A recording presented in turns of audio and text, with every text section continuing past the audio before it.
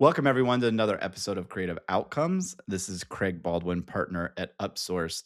And today we are talking to uh, another Upsourced client, Shannon Gabor of Clever Creative. Shannon, you've been with us for a couple years. You are, I would say, just from my own experience, one of the most impressive, warm, energetic personalities that I've come across. No offense to our other clients, but there's something about your energy that just carries every single conversation I'm either in with you or that I view after the fact because it was recorded. So kudos to you for that. But today, I think that kind of aligns with some of the topics we're going to talk about, which you said it better than I could have, how growth should create energy and not exhaustion, which, if I'm being honest, I think we're all exhausted all the time these days, even when things are going well or not well, right? And so I really love your message. I really love certainly your energy. But I think what I really admire about you most is you've been doing this for a very long time, and your resiliency, your persistence, your ability to maintain a great attitude despite all the challenges we all face, both personal, professional, in our own businesses. Just incredible. So please introduce yourself. Tell us about your past. Tell us about Clever and how that came to be, and where you're at today, and maybe even a little bit about where you want to go in the future. Cool. Awesome. Well, thanks, Craig, for having us and having me. I Yeah. really appreciate it. It's been an incredible journey working with you and your team, and that has become a major unlock for Clever in the past few years. Appreciate the setup. I always do believe that, your attitude and how you come into the day is how you end the day. And I think a Yeah. lot of the early philosophy, before I go into my background, I got to give credit to my mom. Mm. She has been one of the most fierce and female kind of fires that kind of set in me at a very young age to just kind of go for it. She is Latina, so she definitely has that kind of like, fiery energy. Yeah. And I still have her today, and she's part of my life and she's part of my squad cheering me on. And I think that really is how I approach every day. Is every moment that I get is a new opportunity to create impact. Mm. So I started Clever. My background is, yes, I am the founder and CEO of Clever Creative. We are a brand strategy and creative agency based out of Los Angeles. I started the agency 21 years ago. My background was always, I came from the East Coast, so you'll get a little Jersey, New Yorkness in me. But I live in Los Angeles now, and I have to say now I've lived here longer than I have on the East Coast, which makes me a Wow. fellow, I'm an Angelino now. I have to say that. Yep. Big Dodger fan as well, so fully embraced in Los Angeles, California culture. Uh, but yeah, when I started the agency, before I started the agency 21 years ago, I had found myself working what I always say is important as a creative, on both sides of the creative coin. So I was able to enter, I graduated USC, had a fine arts background, minor in communications, not your normal degree, got really curious fast, got an amazing internship in an agency. And that really is what started my career. I Mm. had a lot of visibility into a promotions agency that I first cut my creative chops in. Worked there for about 4 years, really just got a full on kind of boot camp on what does an agency look like, from operations, logistics, creative staff, pitching, all the things. Got to work on Burger King account, so was on the QSR side for promotions, and left there by way of an incredible strong leader boss. My boss there, Sue, was like, "You're coming with me and we're going to Mattel." And so Wow. that was a huge opportunity to interview and get a position on the brand side of the coin. And I Yeah. think that really gave me visibility as a young creative to determine really what side of that creative coin did I feel I was most inspired to pursue my career around. And that really, it was answered pretty quickly. I spent about 4.5 years at Mattel working on Barbie, global brand, mostly packaging design. Got to live Hmm. in Hong Kong for a year, which was Wow. incredible, and worked my way back after living abroad. I came back and was on the licensing team. So again, continuing learning kind of how brand can continue to grow IP across success of a business unit. And that's where my business brain started to tack on some more interesting perspectives of like, wonder if I could do this on my own. And so connecting the dots between business and creativity, Craig, has always been something in my core DNA. It has been Yeah. something I always felt I needed to try on for size. So I left Mattel. That was where I left to start Clever.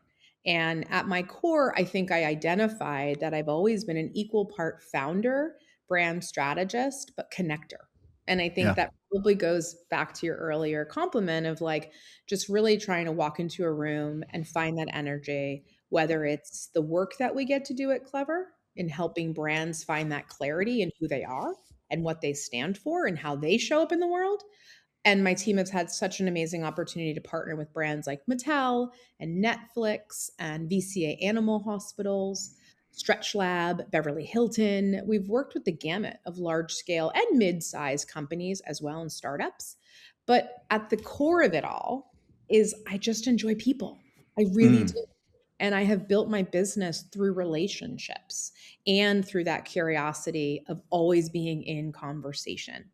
And I think that's genuinely what I love about people and building and the challenges that we face and connecting those dots in order to continue to find success for Clever as we've grown through these years. That's incredible. I love your message around the importance of people. I've always said to friends and family when they ask me what it's like to work in professional services, whether that has been at Upsource or even when I've worked in different marketing or digital agencies, is that the best thing about professional services is the people, Mhm. and not just internal people, although that is what usually keeps you there long enough, even though the work and the hours and the craziness will eventually wear you down, at least for most of us. But the people keep you there, keep you energized. But even the clients, the people on the client side. I even have a old client of mine who's the president at a over $1 billion company, and we talk every quarter. And I look forward to that conversation. And it's a relationship I really value. I have many relationships over the years that I got out of working in professional service firms. Mhm. And it's hard to put a dollar value on those. And I think that's something that you've done quite well. You talk about it, it's clear in the way you carry yourself, is that the long game of these relationships and managing that network, and not in a transactional way, but in a genuine way, is what manifests itself into running a great agency over an extended period of time, which unfortunately many of us don't have the opportunity to do. It's quite rare you see an agency around for Mhm. 20ish years, maybe even more. And so Mhm. just talk to me about how you've taken all that experience and all those relationships, and sometimes they may be commercial relationships and sometimes they're just important personal relationships, but with future opportunity. What's that like? How do you manage that? How do you think about that Yeah. through the lens of running your business? Yeah, I mean, I think you hit the nail on the head. It's like I think the long game always wins, right? And so Yeah. you have to really think about those relationships that you're making, and they could be decades of relationships that come and go, and people leave places and they start somewhere new. And so Yeah. clients at Clever have come back years and years. And I think that is because I don't network with transaction. I network to truly understand people's pain points, their joy. Mm, I want to know them as dimensional human beings, not just clients. And yeah. guess what? That doesn't work for everybody. Like there have been people who interview Clever to take on a brand development project, and they really don't want to be that involved in the process. Like they just Yep. want someone to do it, come back and solve it. And that doesn't necessarily align with our methodology sometimes. And I think that it's okay to also accept that some of the people you meet as potential clients are not the right fit. They're not the ideal client for you. And that's Yeah. okay. But the Yeah. ones that really land for us at Clever are the person, who I feel like I can develop that relationship with. I think similar to what you were saying with that large scale client of yours, someone that I can stay connected with sometimes without an agenda, Yep. celebrating their wins on LinkedIn, like literally just saying, "Oh my gosh, you did it. You launched that new thing." And we maybe weren't even chosen to launch it for them, but I'm Right. still invested in it because I felt like I believed in their idea and their genuine sense of self that I wanted to remain in touch with. And sometimes those clients come back later and they're like, "Great, we did get to market. You didn't brand it, you didn't name it, but now we want Clever to do the go to market strategy. Can we hire you Yeah. now?" Yeah. So I think it's about staying curious in people's journeys, staying connected without overly thinking about an agenda for transactions or conversions, and Yep. celebrating wins, and also pay it forward. Make Mm. introductions. Like I do it all day long. Like a Yeah. client called us last week and he's in the pet space. He is the salt of the earth, incredible person. They're about to launch a brand that we've named, designed, built a strategy positioning for. They're doing a little bit more R&D testing on it. It's a fresh cat food brand in the pet Mm. space. And we've Okay. worked in the pet space for like 15 years. So we feel very well guided and very well and confident in the space. He asked me, he's like, "Do you know this founder of this pet supplement brand? She's crushing it. I just want to meet her. I feel like there's a synergy with, we might be able to help her out with the cost of ingredients and resources getting higher. I just Wow. want to like figure out if like our company can be a raw ingredient support to her formulations." Sure. So he's like, It's "Really?" crazy. Like, he's like, "I don't know how to get a hold of her." I was like, "I'll do it." And Mhm. so, I put a beautiful, I call them warm hellos. I put a warm hello Mhm. on behalf of them both and spoke about my praise for each of their success. I have no agenda. Like he already Right. hired us. He's paid us Right. out for our work and maybe there's more to come. Maybe there's not. And I don't never worked with her either, but I just admire what she's building. And Yeah. that was again just a genuine intro. Could that come full circle for Clever one day? Maybe, but that wasn't my agenda. Like, Right. so I want to see other people rise and come out of their success. And I just think that that's also part of growth that sits you in the middle of that core space of constantly connection. Mm. That's so well said, and especially kind of speaking my love language as a business development or revenue person, that they're someone who does not look after or manage revenue doesn't really understand that there's so many intangible things that we Yeah. will never know the true ROI of, behaviors, relationships, conversations we take, things we do, that I can't track every little thing and show you what the return on that was, but I just know that it's building towards something.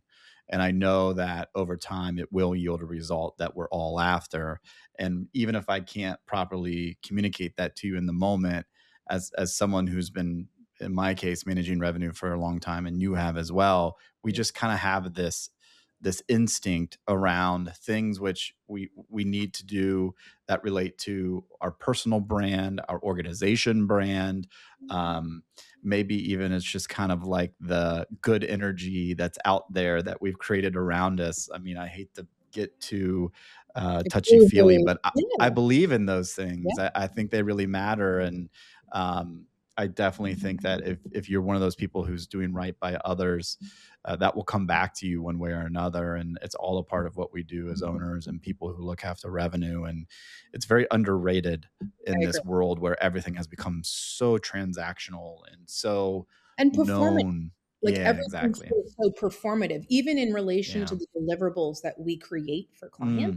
Mm. So Mm. I always try to bring it back because I am a creative at heart and at my Yeah. core, even though I'm a founder and a financially savvy businesswoman. Yeah. I really think the Shannon signature thread, I call it, is Mm. always, I've built Clever through conversations, not marketing advertising campaigns. Yeah. And I think some founders love spreadsheets and love operations, and what I've always loved is people. And it's not to say that I'm not an intelligent founder where I'm looking at spreadsheets, operations, pipeline forecasting with your team weekly, but I Yep. also like hearing someone's story and understanding what they're trying to build and Yep. finding that connective dots that they may not see themselves. And I think the business has grown because Clever has grown because of those conversations. And Yep. it doesn't feel salesy. It doesn't feel agency speak. It's just truth. And then from there, Mm. the product is that curiosity lets the other person build trust in my curiosity in them. And then that's where the conversation of, tell me more about Clever now, actually. And Right. then it's a natural progression versus coming at it from the other side, which feels sticky and not me. And I think Yep. you just have to approach everything in your career as core to you. So Mm. finding who you were as a little girl, for me, I was the girl in the playground going up to this person being, "Hi, I'm Shannon. Do you want to be my friend?" Like my dad would tell stories about that. And like I walked into a new school in Jersey in kindergarten. We moved from New York City. And he remembers vividly me walking into the school. I wasn't nervous. I bounced in with two ponytails or pigtails, and I sat down and I looked at this little girl and I was like, "Hi, I'm Shannon. Can I be your friend?" And like Mm. my dad always reminds me, he's no longer with us. He always reminded me that that was my natural like instinct. And Yeah. I think it's beautiful as us as humans, don't forget who you were when you were little. So Yeah. much of that as a mom myself to two children, I think it's beautiful when we can remember play and joy. It matters as now a 50-year-old woman. It actually Yep. I have to remember who I was at 5 because that's intrinsically Shannon, and be Yep. ourselves. People will see it so naturally if you are. Mm. Shannon, this is incredible. I could just listen to you talk about this all day.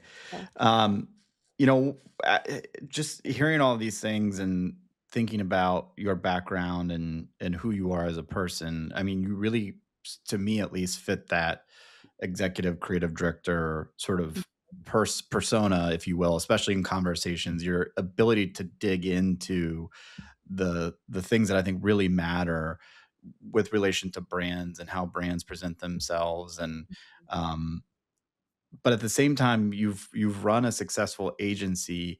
I'm interested, maybe it's been natural to you for most of your career, or maybe you've had to learn some of the business stuff, but how do you blend those two things, and how does one inform the other, and what's the right balance? I think many of us struggle with, well, should I focus more on the spreadsheets, or does everything happen away from the spreadsheets? I certainly have thoughts on that, but I'm mostly interested in your thoughts and your experience, because clearly it's worked given how long you've been doing this.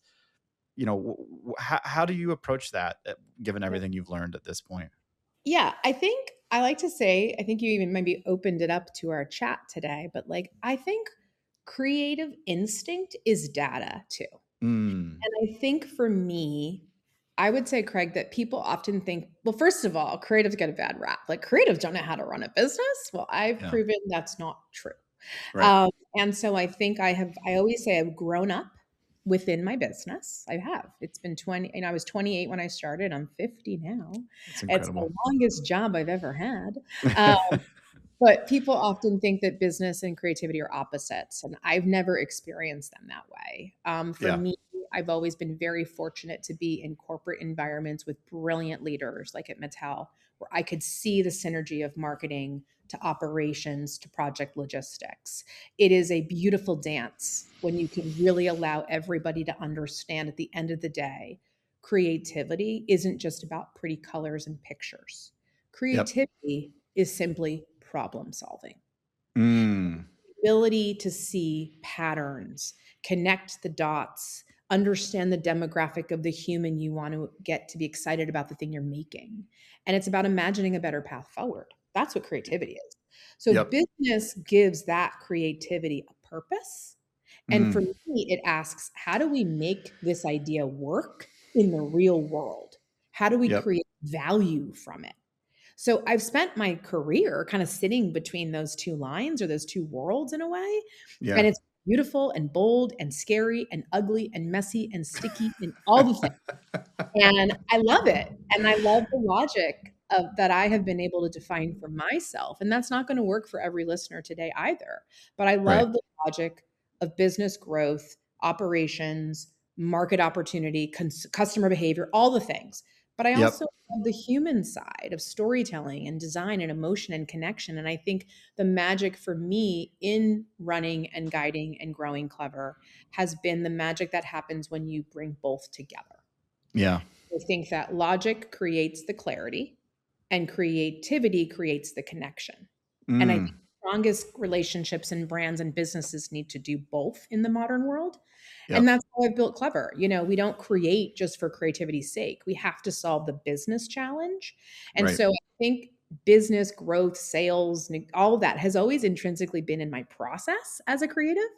And Yep, so I think that's allowed me to also look at it from a perspective of like, most founders do trust those spreadsheets and all that, but you got to also just trust your creative data and your instinct about people.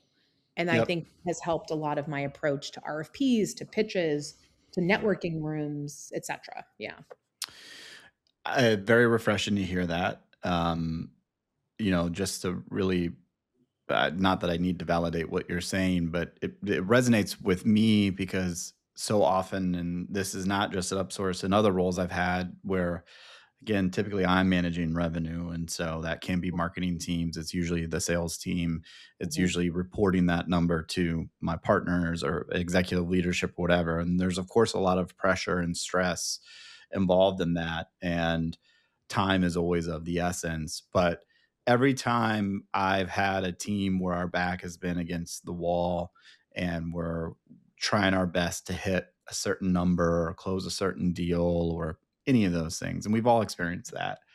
I learned a long time ago, really just through experience, that um, the answer more times than not is not to do more or to work harder. I think instinctively we all gravitate to that emotion or that feeling, and we just think more and more and more will get us what we need.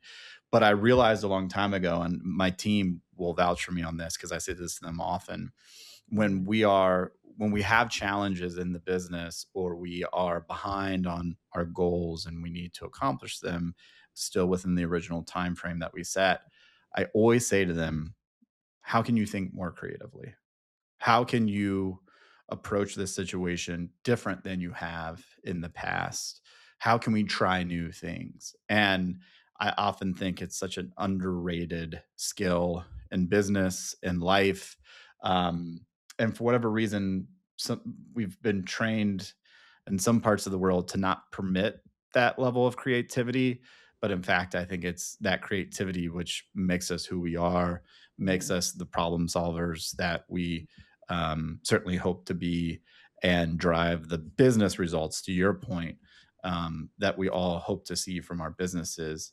It's just we take it for granted in many cases, in my opinion. So it's really I great to hear you say that. Yeah, and I Yeah. think that growth should create energy, kind of not exhaustion concept. Mm, There is that exactly what you said, right? It's like yeah. I think is like Clever started in 2005, which means we Yeah. had to survive 2008, COVID, and what I call agency climate of 2025. Yeah. And I think many founders think growth means more doing, to what you just said, kind of Right. doubling on that. But I think really it's again it's really more about I think being curious and like digging into I think sometimes yes we think automatically growth means needs to come from the right things, which is focusing more on more clients, more revenue, more services, more meetings, whatever. But I Yep. think if you really, to your point, start thinking about how do we focus on relationships versus constant pitching, Yep. how do we think about building smarter systems because the way we were building is not working for today's operator? Yep. How do we delegate sometimes? Like that's the Yep. other Yep. sometimes I tell my team, like, gosh, I want to go into this room and start talking to this industry, but I don't know it. I'm deaf to it. But you Yeah. work on healthcare up in San Francisco. Can you like give me like your 101? Or sometimes I'll use my chief network or my LinkedIn network and I'll ask someone for a 15-minute call and I'll send them a virtual coffee and I'll Yep. say, I don't want to walk into this new industry that I feel needs Clever with being expecting that I understand their pain points. Yep. So can I take a 15-minute call person who's been in that industry for 20 plus years? And can I ask you, how do I show up and not look like a pedantic, you know, I don't want to use I don't want to use a bad word here because that's a Jersey in me. But how do I not look like a pedantic individual showing up in the room pretending I understand what their pain points are and Yeah. selling them the wrong service or talking about the wrong capability? So Yeah. I think there's also that is another opportunity of like staying in your zone of genius, I always say, but then Yeah. borrowing someone else's zone of genius. So you can come in with a So much true. more, productive conversation, Oh, like I don't yep. know. I think that's so important too, because it isn't just about like sales, sales, sales. It's about understanding what you're Right. seeing and really finding a space for yourself, but doing it in the most responsible way. There's so many threads I could tug at with what you just said, in so many reflections that I'm having in real time. What strikes me about you is certainly your experience, but your awareness, not Mm. only about yourself and what you're good at or perhaps could improve upon, but the world around you. Um, I is that something that you've always had? Is that something that you've developed? Is that something you're constantly working on? Like, I don't hear that from a lot of owners. And no offense to them. And honestly, it's not Yeah. that you have to have it necessarily, but you have it in spades. And so I'm just really struck by that. And maybe you don't even think about it that way, but it seems very clear to me as I listen to you talk, your Yeah. perspective, your awareness, your um, I guess empathy for those around you is really incredible. Aw, thank you. That is like one of the most beautiful compliments I've had in a long time. I think I hear a lot like, "Wow, you're an influencer on LinkedIn. You have so many followers." And I was like, "No, I like that. I like Craig Baldwin's compliments, Shannon." Thank you. Yeah, of course. I own it because I do see it in Yeah. myself. It's Yeah. not something I set out to become better at. I think it's just intrinsically how I'm wired and built. Mm. Do think, not to get too woo-hooey a little bit, but I do think, the way you're raised, the home you're built in is Yep. a reflection of what you see. And Yep. so modeling behavior, learning early executive life skills, because my mom was like, always gave us a lot of responsibility. My dad was always a very gentle giant and always wanted to walk into a bank with a Cubs hat on, saw someone else with a Cubs hat on, and that was it. It was like Yep. 15 minutes of talking about the goat and the curse and the Cubs. And I think that moment I'm painting because I'm a visual person Yeah. is finding the Cubs mutual hat. Two guys in a bank doing a transaction, like just getting out some cash or cashing a check. But it wasn't about that for my dad. It was about walking in, doing the thing, but then seeing someone else and starting conversation. And Yeah. so I think that early curiosity, that interest in people, definitely I have to give, some solid credit to my parents for doing that, showing me what that looks like at a young Yep. child age. I then have reflectively kind of tried to embed that in my children. Go to Trader Joe's, use the name tag. That's Jose. He's the one Yeah. checking you out. Hey, Jose, good morning. The first time I did that, my daughter was little. She's like, how'd you know his name? I was like, he wears it on his Hawaiian shirt. So, you It's know, there for a reason. Yeah. right. And it goes back to my grandfather, who was a paper salesman for Xerox. And he told me the sweetest sound that anyone can ever hear is the sound of their own name. Yep. And if you think about it, if you're in a crowded market, I'm like, Craig, how are you? Like, oh my, that's who I am. Why do you think Yep. Starbucks puts names on cups, guys? Yeah. It's your Totally. name, it's who you are. It's a beautiful remark about someone feeling like they want to get to know me. And so I think my awareness really has always endlessly been interested in people and what Mm. they're building, what they're struggling with, what they're excited with, why they are who they are. And I love the other part I think self-awareness is not just having a passion for stories and understanding how to be in conversation, but also the art of listening. Mm. Self-awareness is listening. It's Yeah. like giving the room space, Yeah. allowing your teams to talk more in meetings, being the fly on the wall, going into a clever pitch presentation and telling my core team, you got this. I trust you. I am literally an observer, not a participant in this call. So Yep. don't give me the mic. You freaking got this, guys. Go win it. Mm. I'm there for support. And if you start flailing, you tag me in like a good baton and say, Shannon, do you have anything to add? And then I know that's a sign that you're starting to get tired treading the water, you know? But I think all of that emerges, and that self-awareness, I think, is an underrated business skill. Yeah. And we don't want to get it. This will be our 2.0 conversation next. And I think that's where I love you bots and chats and all the things and agents, but there are business skills that are human, that will always be inherently human.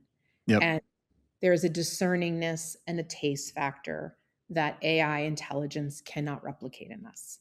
So I would say that's also keep your self awareness at the full forefront, because that's going to be a very important business skill for any level of a leader.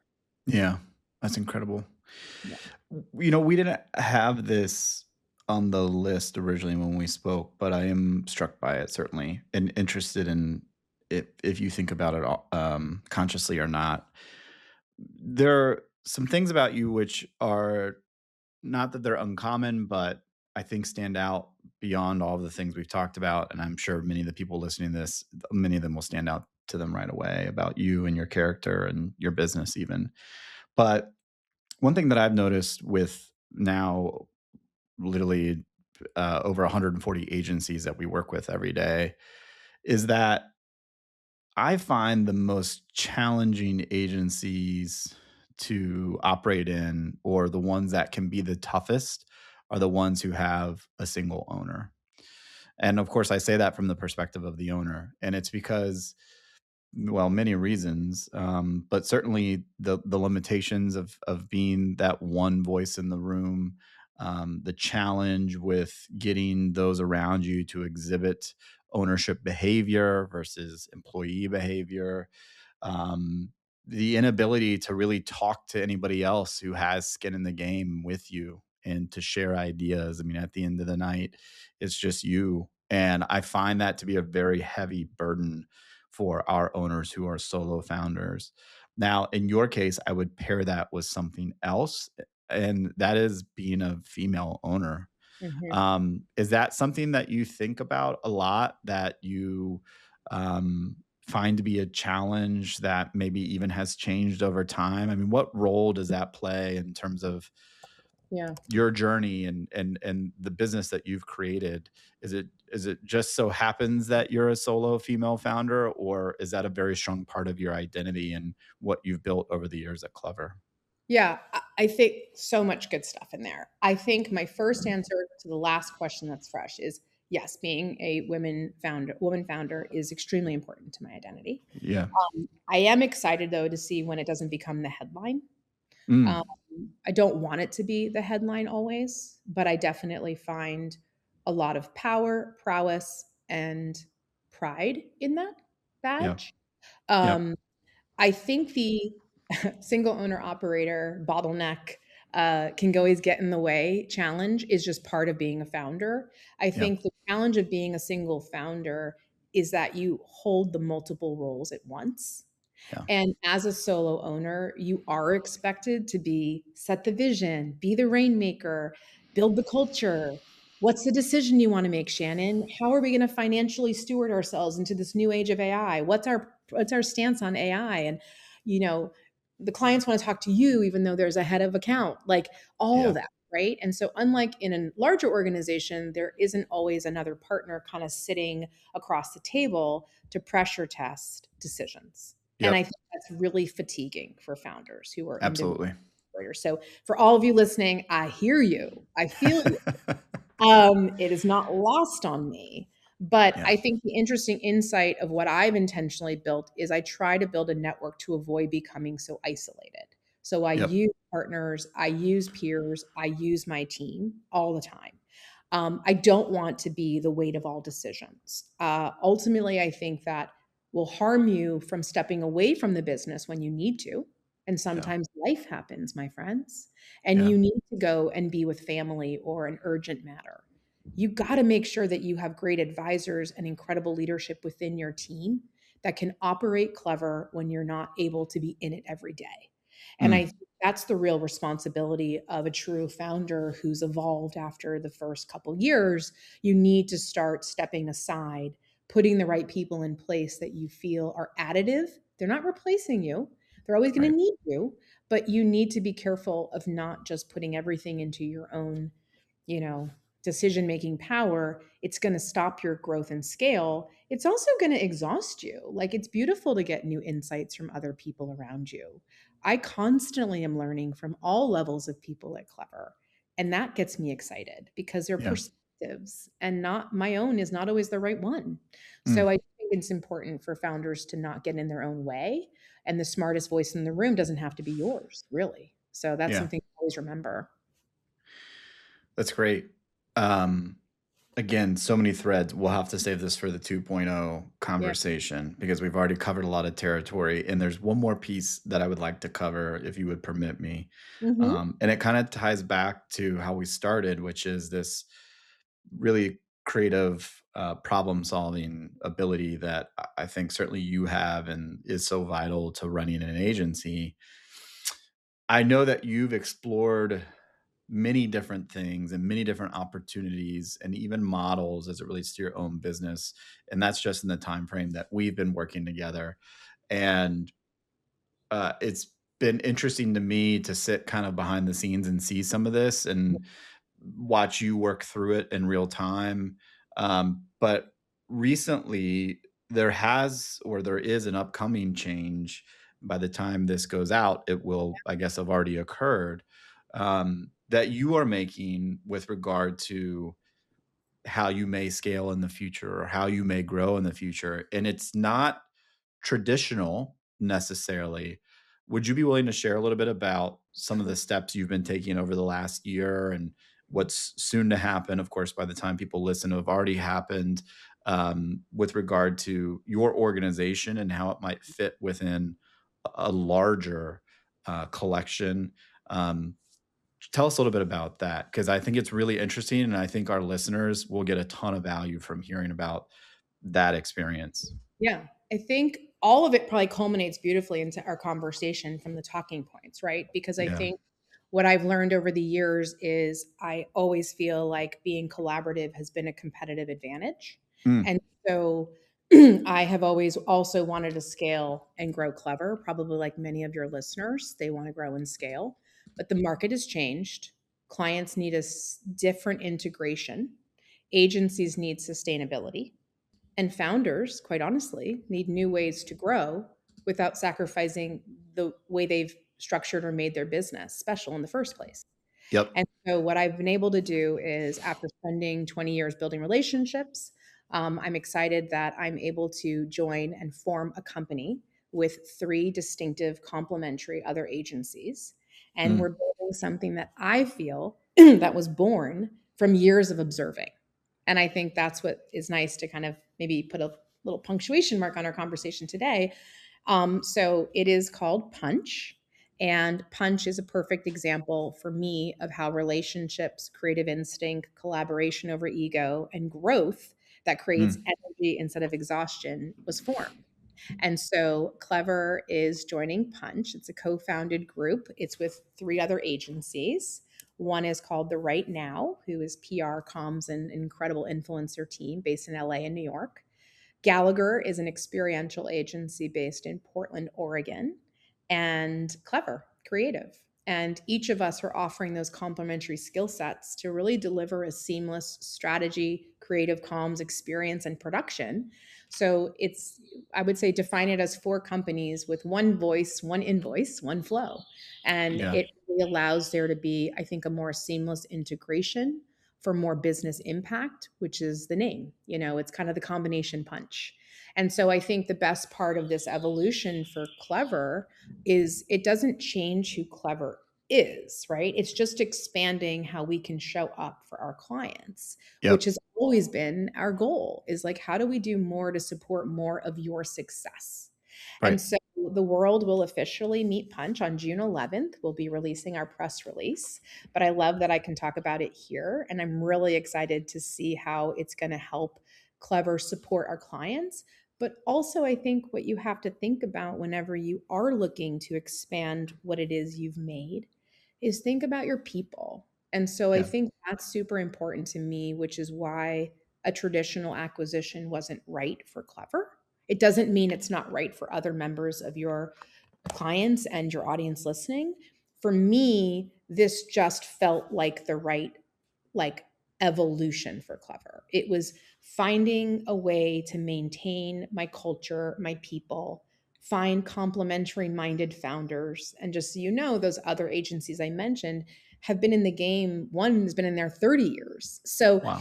a lot of us have kind of created our own success stories and we want to continue those chapters, but we need to band together to weather this moment of the market and also modernize the way that this ecosystem of support I think is going to serve clients better today, and that might have looked differently 5 years ago. And so I've also told my team from day one when I mentioned this to them, this is also about me serving them with more ambitious work. Like they're going to Right. be able to work on larger brands that we haven't touched because they haven't been our client roster. But now we're able to work with our core companies in this formed group. And now my team might be able to work on a Nike project or a Duluth or Uggs or Allen Edwards. And then maybe those team members get to work on VC Animal Hospitals and Netflix and Mattel, and they haven't Yeah. worked in that space. So I think it's a great example of how that energy of building something in a formed unity that aligns with your value system and your business goals. I think it's about building that strongest ecosystem and finding what works. So I'm really excited. And yeah, we'll see what happens. But I'm just really, really pumped to say that, like, I now feel like I have these incredible peers in this formed company that's going to go and make a bigger impact for our clients and also give our teams opportunity to grow as well. I think that's the most important part of that story for me too. It's not just for Clever success, it's for the growth and success of our teams to be able to do bigger work together. So that's exciting. That's incredible. I know for a fact that many of our current clients, let alone the broader audience who's listening to this particular podcast, is going to be super interested to hear not only about that journey that you w- took to come to this decision, about how this model works, which I think people would call it a Nordic model, and Nordic I model is won't yeah. ask you to get into all the Yeah, that details might right be another now. yeah, yeah.